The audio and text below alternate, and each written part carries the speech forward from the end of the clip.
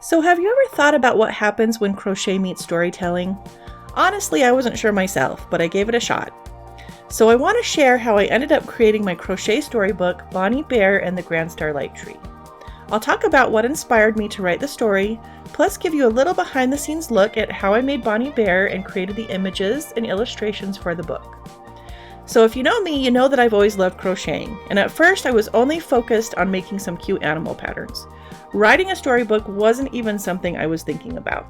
And that's pretty much how Bonnie Bear came to be. She was my first crocheted roundable, and I call them that because they're round, cute, and fun to design. So after making a few more, I started thinking about how I'd always wanted to write a children's book. It wasn't something that I set out to do, but the more I looked at Bonnie and the other roundables, the more I felt like they belonged in a story. So I thought to myself, why not? I decided to bring the two together, and that's how Bonnie Bear and the Grand Starlight Tree came to life. However, getting into writer mode wasn't easy for me at first. I had so many ideas bouncing around that narrowing them down was a real challenge. Figuring out how to shape the story took a lot of trial and error, but eventually things started to fall into place, and after a lot of back and forth, I finally felt good about the story of the Grand Starlight Tree. In designing and crocheting Bonnie, I decided to go with a round animal design because I noticed how much my kids loved their round stuffed animals. You know, the ones where the head and body kind of blend together. There's just something extra cute about that shape.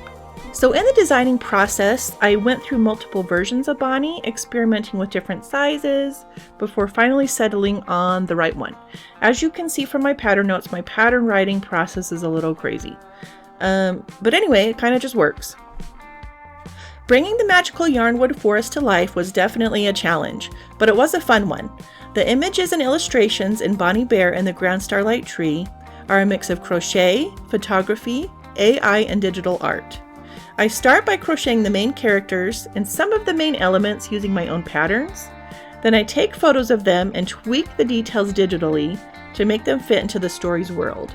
For the backgrounds, I use a mix of AI-generated images and digital painting to pull everything together. I try to make sure it all blends naturally while still keeping that handmade feel. So in the end, it's a little bit of crochet, a little bit of tech, and honestly, while I was working and putting it all together, I was just hoping it would all work out and turn into something good.